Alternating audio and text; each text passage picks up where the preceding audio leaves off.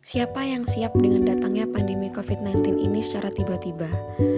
Kita, pemerintah, perusahaan, sekolah, dan semuanya tidak memiliki pengalaman dan baru pertama kali berhadapan dengan kondisi ini. Kami, Ayu, Elda, dan Belinda dari Fakultas Psikologi Universitas Airlangga memiliki sebuah ide gagasan baru dalam membantu kebijakan pemerintah di bidang pendidikan selama pandemi COVID-19 ini, terutama pada permasalahan kegiatan belajar mengajar secara tatap muka. Gagasan ini merupakan pengembangan dari materi psikologi pendidikan dan dapat diterapkan untuk tenaga pengajar di sekolah-sekolah. Bagaimana kegiatan belajar mengajar secara tatap muka selama pandemi COVID-19 ini di Indonesia, dan sejauh apa langkah-langkah pemerintah dalam menangani permasalahan ini? Mendikbud Nadiem Makarim menyatakan bahwa pelaksanaan pembelajaran tatap muka diperbolehkan, tapi tidak dipaksakan. Juga terbatas pada daerah zona kuning dan hijau, sementara zona merah dan oranye belum diperbolehkan. Sekjen Kemendikbud, Ainun Naim menambahkan, pembelajaran tatap muka di zona kuning harus dengan kriteria yang diperketat. Misalnya, jumlah anak yang lebih sedikit dan pertemuan dapat diatur sedemikian rupa sehingga dapat memperkecil risiko penyebaran virus.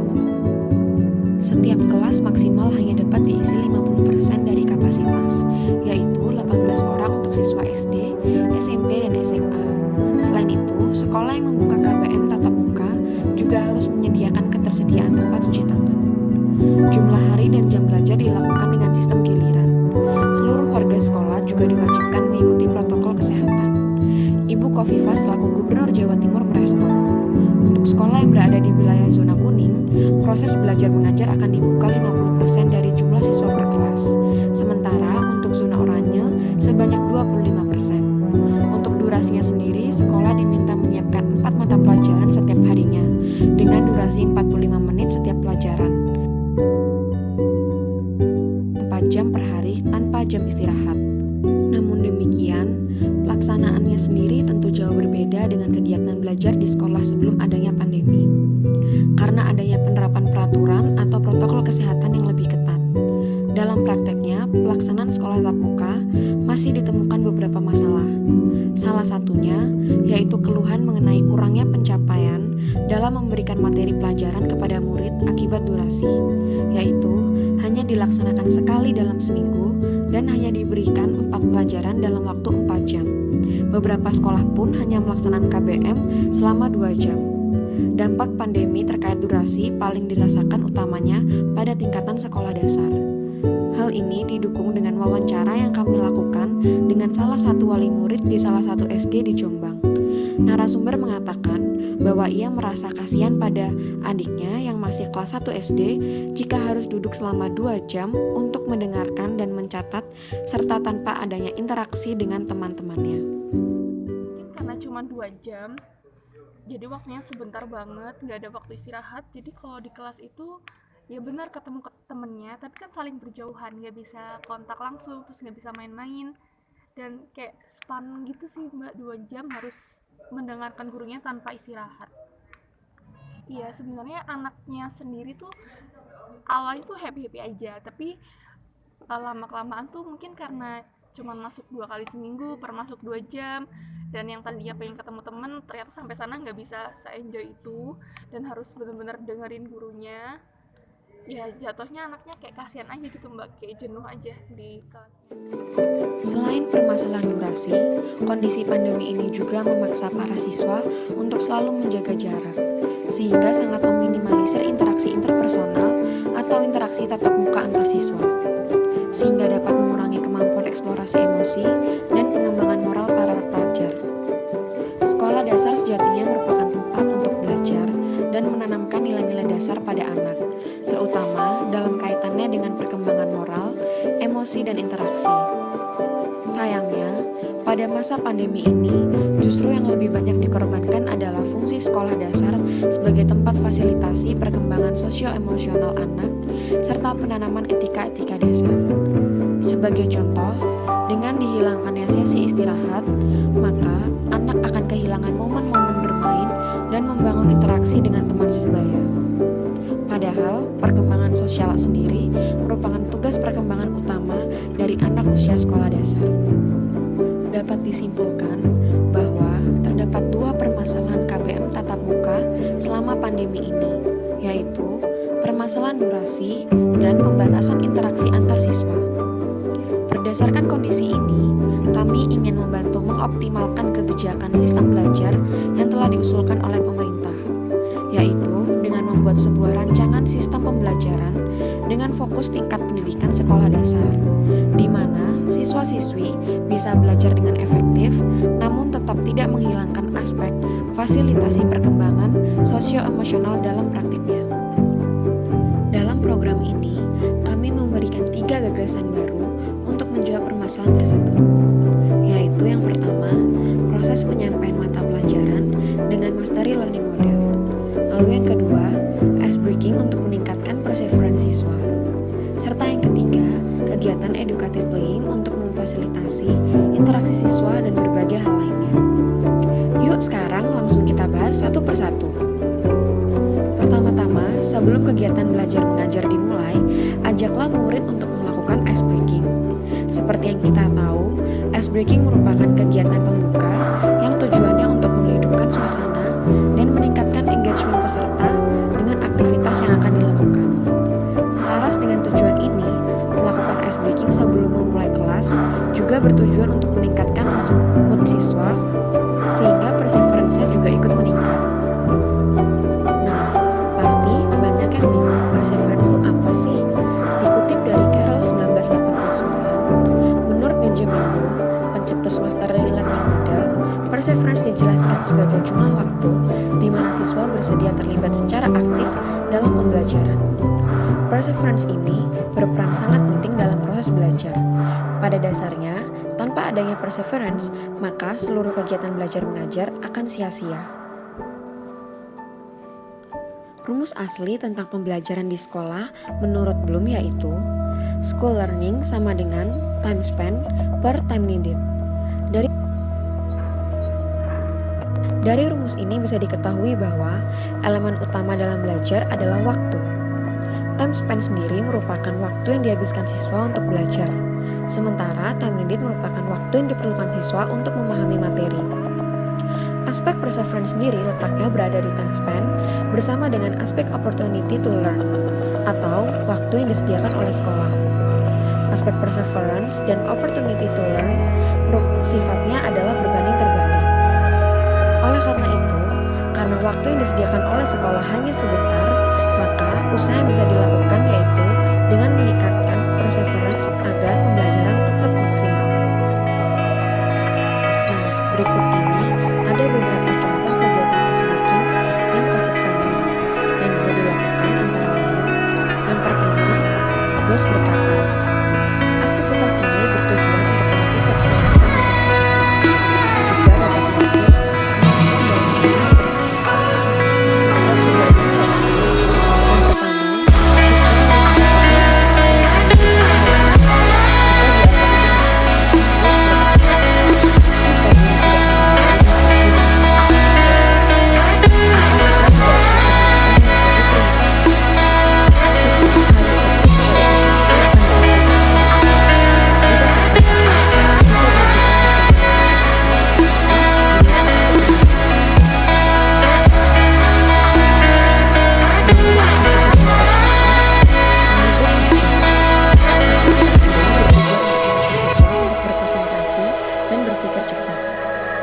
Prosedurnya yaitu yang pertama, siswa bersama guru dapat membentuk sebuah lingkaran dengan tetap berjaga jarak antara satu dengan lainnya. Kemudian, guru akan menyebutkan salah satu nama hewan. Setelah itu, guru akan menunjuk salah satu siswa. Siswa tersebut harus menyebutkan nama hewan yang berasal dari huruf terakhir nama hewan yang telah disebutkan oleh guru. Misalnya, guru menyebutkan kelinci, maka siswa harus menyebutkan nama hewan yang berawalan dari misalnya ikan. Jika siswa sudah menyebutkan nama hewan tersebut, maka dia dapat menunjuk salah satu hewan untuk menyebutkan yang berawal dari dan nama hewan yang disebutkan.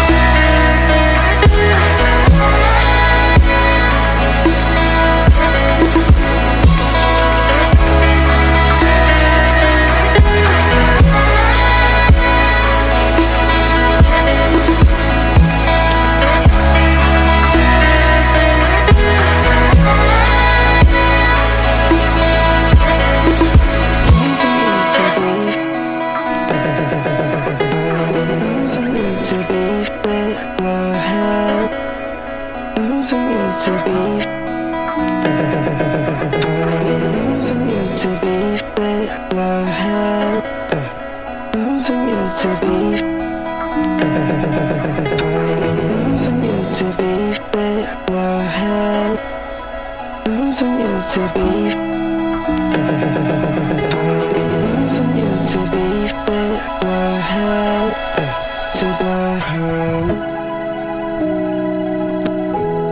ice breaking, maka selanjutnya masuk ke dalam kegiatan utama, yaitu KBM itu sendiri. Setelah memastikan siswa siap menerima pelajaran, barulah guru memulai untuk menyampaikan materi pada hari itu. Sesuai model mastery learning, sebelum benar-benar masuk pada materi, guru wajib menyampaikan tujuan pembelajaran pada hari itu dan memastikan bahwa siswa paham apa yang akan mereka pelajari dan apa yang diharapkan dari mereka setelah pelajaran ini berakhir. Menurut model ini, saling memahami tujuan belajar merupakan salah satu kunci dari pembelajaran yang efektif. Setelah menyampaikan tujuan belajar, tahapan selanjutnya yaitu mulai menjelaskan materi. Selama menyampaikan materi, guru juga akan melakukan formalitas assessment untuk mengetahui sejauh mana pemahaman murid terkait materi yang sedang diajarkan. Assessment juga menjelaskan siswa melakukan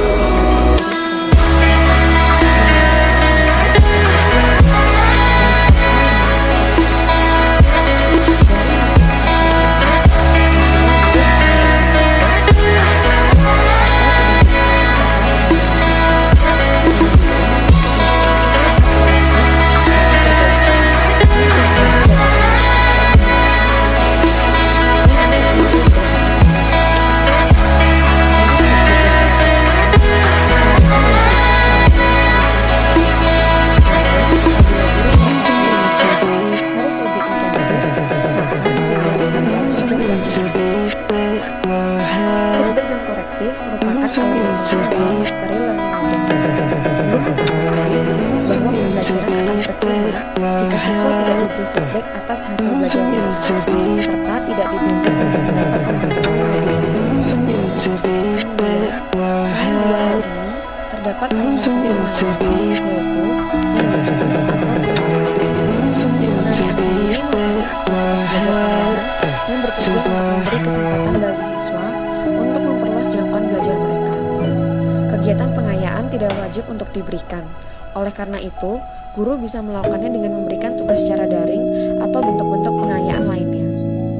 Namun, dalam prosesnya, guru tetap wajib memberikan pendampingan meskipun secara daring.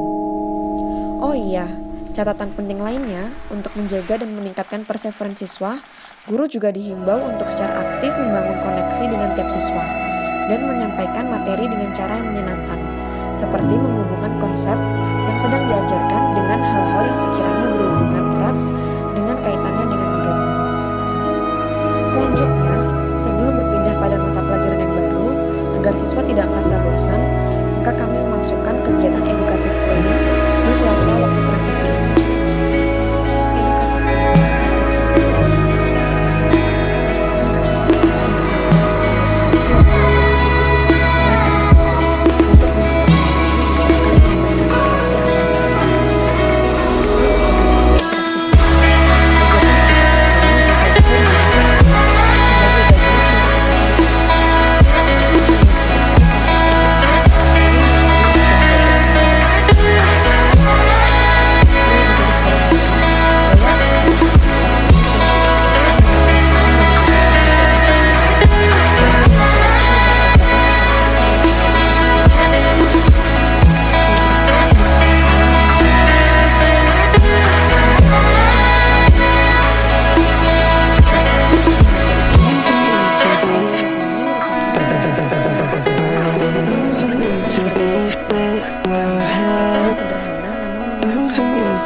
Alasan kami menyarankan pemain ini karena pemain ini tidak membutuhkan kompetisi, justru memerlukan jarak antar pemain.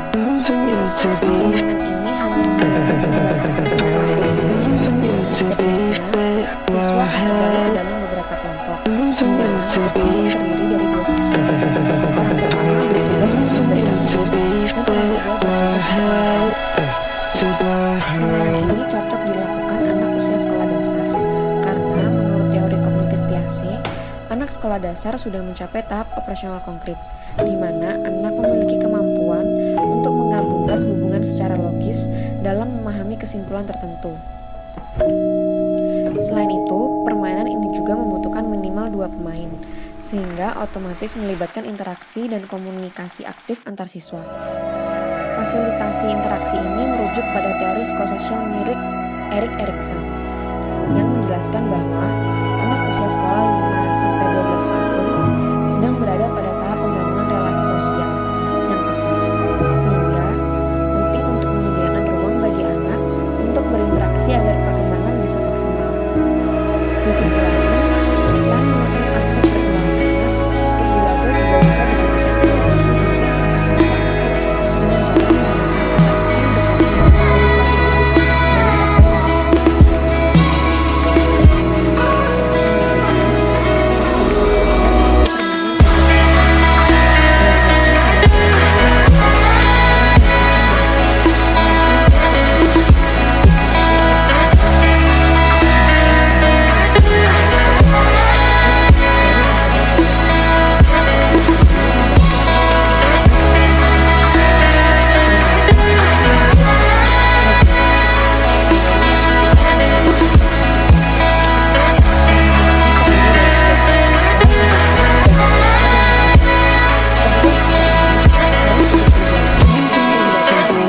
salah satu bentuk proses memperbaiki dengan cara menggunakan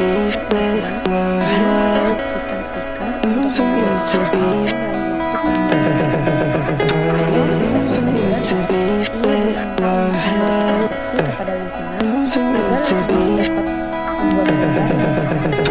Setelah listener selesai menggambar, guru menginstruksikan kedua siswa tersebut untuk menunjukkan gambarnya kepada satu sama lain. Lalu guru menanyakan kepada listener gambar apa yang ia buat. Kemudian guru bertanya juga kepada speaker gambar apa yang ia coba buat. Fungsi permainan ini selain melatih kemampuan linguistik dan komunikasi dengan teman sebaya, juga dapat melatih skill perspective taking anak.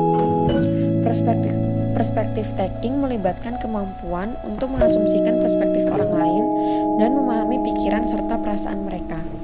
Hal ini dapat membantu penalaran moral anak dan melatih empati serta simpati mereka dengan berusaha mencoba memposisikan dirinya di posisi orang lain.